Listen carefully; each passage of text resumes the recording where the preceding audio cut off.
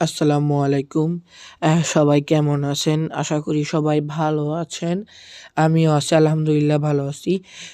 এই যে গতদিনের যে ভিডিওটা ছিল সেখানে হচ্ছে আমি গাপ্পির যে ট্যাংকটা ওইখানে সিমেন্টের যাবতীয় কাজটা ছিল ওইটা শেষ করছি। আজকে হচ্ছে এইটার যে শুকানোর পরে আমি কিছু কলা গাছ কেটে দিছি এই ভিতরে দিয়ে পানি দিয়ে ভর্তি করে রাখছি।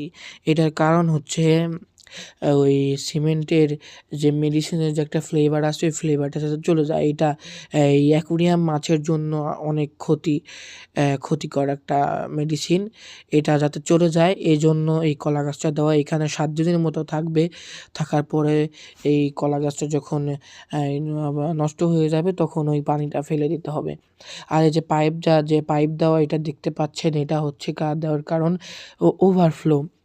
যখন বৃষ্টি হবে তখন এখানে পানি উপচে পড়ে যাওয়ার সম্ভাবনা থাকে, যাতে পানি উপচে না পড়ে যায়। মাছ থাকলে পরে মাছ পড়ে যেতে পারে। পানি যদি উপচে পড়ে এই পাইপের মাথায় কয়েকটা নেট জাতীয় কিছু লাগাইয়া দিলে মাছটা আর বের হবে না।